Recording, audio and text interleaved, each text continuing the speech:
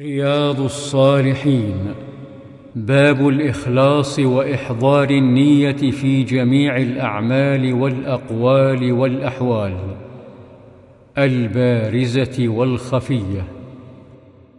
وعن أبي هريرة رضي الله عنه قال: قال رسول الله صلى الله عليه وسلم: صلاة الرجل في جماعة تزيد على صلاته في سوقه وبيته 27 درجة، وذلك أن أحدهم إذا توضأ فأحسن الوضوء ثم أتى المسجد لا يريد إلا الصلاة، لا ينهزه إلا الصلاة، لم يخط خطوة إلا رفع له بها درجة وحط عنه بها خطيئة حتى يدخل المسجد، فإذا دخل المسجد كان في الصلاة ما كانت الصلاة هي التي تحبسه،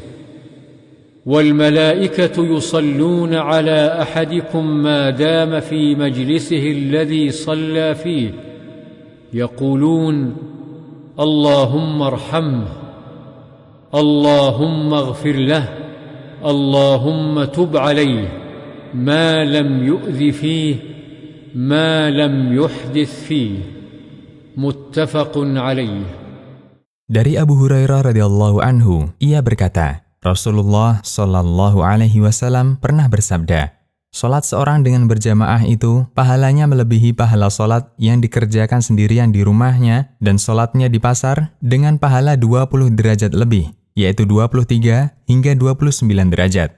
Yang demikian itu dikarenakan jika salah seorang di antara mereka telah berwudu dan menyempurnakan wudunya, kemudian dia datang ke masjid dan tidak ada yang mengeluarkan dan membuatnya beranjak dari rumahnya kecuali untuk mengerjakan sholat, dan tidak ada tujuan lain selain sholat berjamaah, maka tidaklah dia melangkahkan kakinya satu langkah, melainkan akan ditinggikan derajatnya dan dihapuskan kesalahannya hingga dia masuk ke masjid.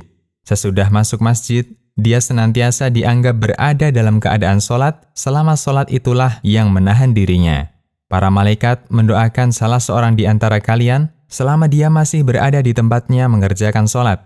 Mereka mendoakan, Ya Allah, berikanlah rahmat kepadanya. Ya Allah, berikanlah ampunan kepadanya. Ya Allah, terimalah taubatnya. Yakni selama orang itu tidak menyakiti, mengganggu orang lain di dalamnya, dan selama dia tidak berhadas. Muttafaqun alaih. Faedah hadis: 1. Boleh sholat sendirian di rumah atau di pasar. Seandainya tidak diperbolehkan, niscaya tidak ada tingkatan atau derajat pahala ibadah sholat. 2. Sholat di masjid pasar adalah disyariatkan. Meskipun dibolehkan mengerjakan sholat secara sendiri-sendiri di tempat ini, namun yang lebih utama tetap menjadikan masjid sebagai tempat untuk melaksanakan sholat berjamaah. 3. Sholat berjamaah itu lebih utama daripada sholat sendirian dengan pahala 20 derajat lebih, antara 23 sampai 29 derajat. Keutamaan ini tidaklah hanya berhukum sunnah, yaitu sifatnya anjuran seperti anggapan sebagian orang. Akan tetapi, hukumnya wajib karena beberapa alasan berikut. A. Sholat berjamaah membuahkan pahala yang besar. B. Terdapat kecaman dan ancaman bagi orang yang meninggalkan sholat berjamaah dalam hadis-hadis sahih. C. Rasulullah shallallahu alaihi wasallam memerintahkan seorang yang buta agar memenuhi seruan adzan dengan sholat berjamaah jika mendengarnya. Apabila ada orang bertanya, bagaimana mungkin sholat sendirian itu diperbolehkan, sedangkan diwajibkan sholat berjamaah? Maka kita jawab, sholat sendirian boleh-boleh saja, tetapi pelakunya tetap berdosa karena meninggalkan sholat berjamaah. Wallahu a'lam. 4. Keikhlasan sangat diperhitungkan dalam realisasi pahala yang besar tersebut.